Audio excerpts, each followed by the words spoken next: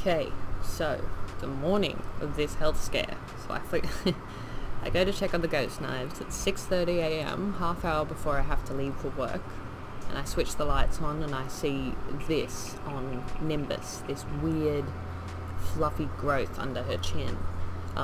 In the half hour I have to get ready before work, I spend frantically Googling trying to find out what the hell this weird frothy white growth thing is, and as she's swimming around it looks like she's trying to brush it off. I couldn't get any footage of it, unfortunately. I spent all the time I had just researching, and I got it in my head it was this Columnaris bacteria. See, it looks like this weird frothy fungus, and when you start Googling, the images that matched look like this cottonmouth disease or saddleback disease. Here are some of the images I was seeing.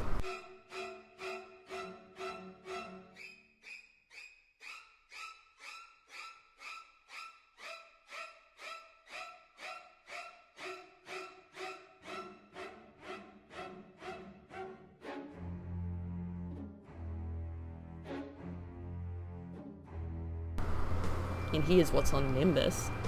It's a pretty close looking comparison, and it was at the throat, so near the mouth, and it's commonly kind of manifest at the mouth, especially this kind of bubbly, frothy thing.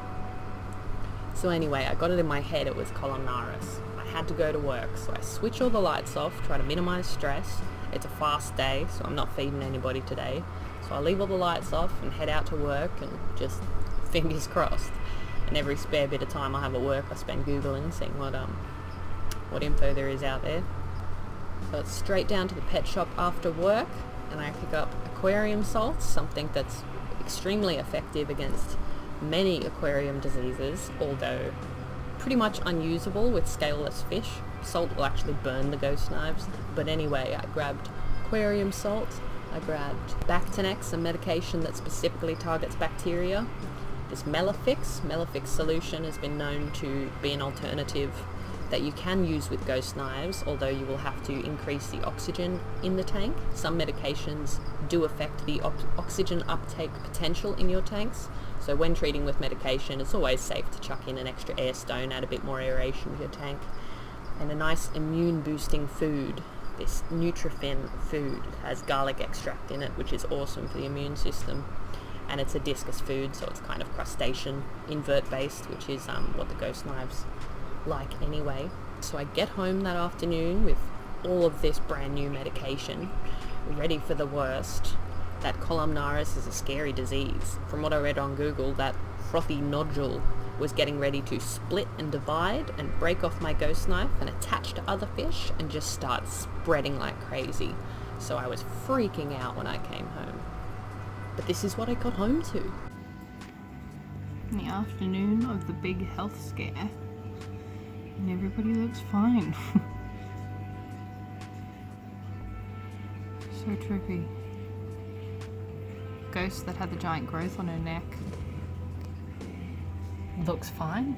There's no visible growth anymore. Nimbus looks fine.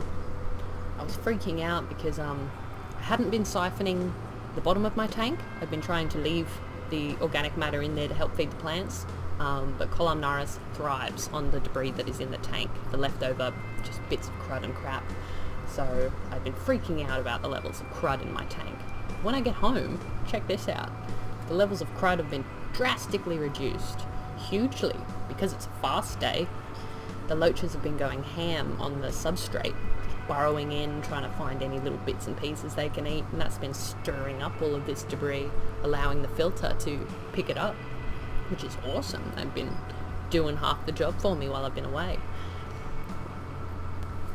And checking up on Nimbus, she looks fine. She looks healthier than ever. Switching the lights back on, everybody looks great. It seems like switching the lights off was the right thing to do, just to lower stress in the tank. I'm thinking it's not the Columnaris bacteria now. I imagine it was something digestive. Where I picked these guys up from, they were getting fed 100% bloodworms, which is not great for ghost knives. They do need some vegetation in their diet.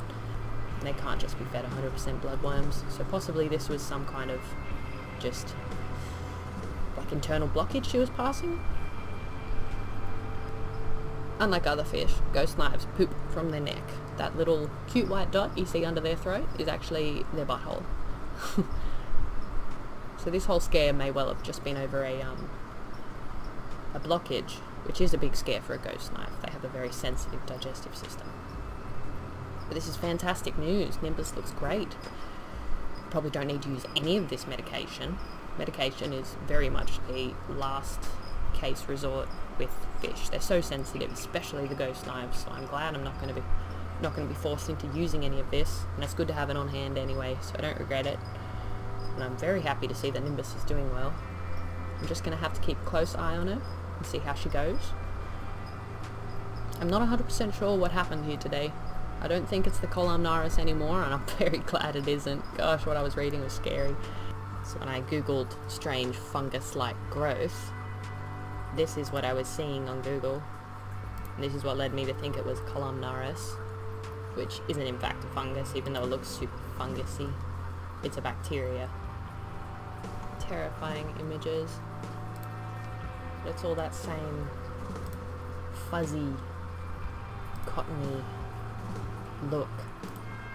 These cotton balls, that bubble-like formation as well is what really freaked me out. Well, that looks so similar. Columnaris, cotton mouth disease, cotton wool disease. So the Columnaris bacteria are small. This is a microscopic image of the gills of a rainbow trout infected with Columnaris. And an easy way to remember the Columnaris: the bacteria resemble rods or columns, which they do. Columns, Columnaris, that's nice and easy to remember.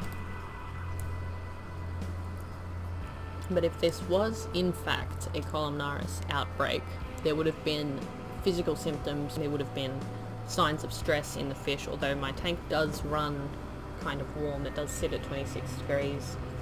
So that could have really sped up the Columnaris outbreak, so I couldn't rule it out initially as absolutely not, but I do believe I can now. The fact that there's been no signs or symptoms of heavy breathing or gill inflammation from the other fish, Columnaris should have shown up in the other fish, in the gills of the fish, in ulcerations on the skin. I didn't see any of that. This was just one isolated outbreak which fell off and disappeared. I still have no idea exactly what has gone on. I suspect it was digestive, but if anybody has any idea what went on in my tank, what happened to my ghost knife, I would love to know, because I still don't. I still can't confirm exactly what happened, and I'd really like to. So if you have any idea what happened, please leave a comment and let me know. Anyway guys, just an update on the drama that's been happening in the tank. Next week will be more of a fun episode focusing on hand training. Thanks heaps for watching guys. Till next time.